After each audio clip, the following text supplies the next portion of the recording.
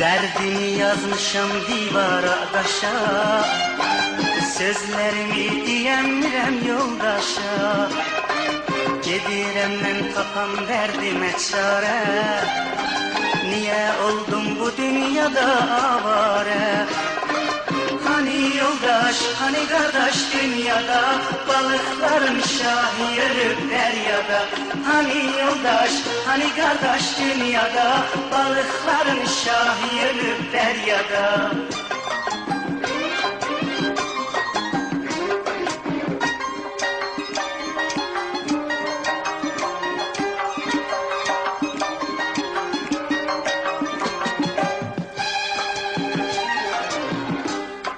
Ben şairim, benim kalbim kitaptı, niye Allah zamanemiz haraptı?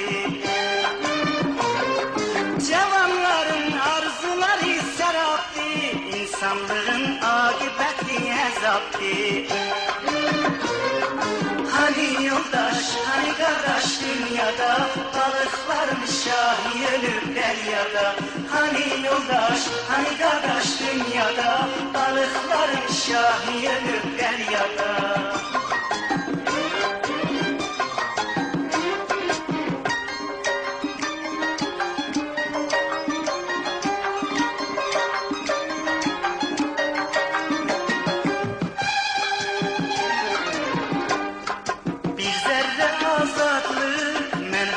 Taparam, taqətim yox zindana mən ağlaram, ağlaram.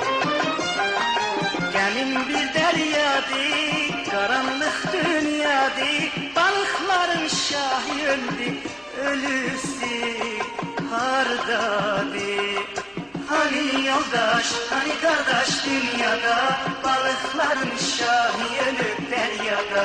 Hani yoldaş, hani kardeş dünyada, balıkların şahi ölüp deryada.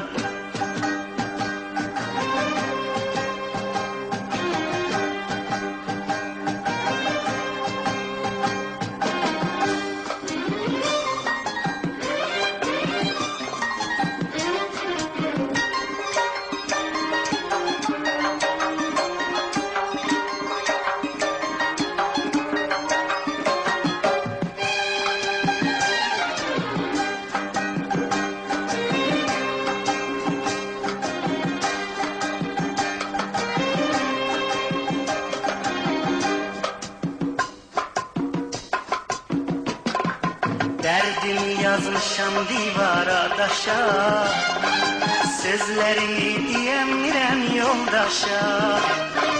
Gedirəm mən tapam derdime çare, niye oldum bu dünyada avare?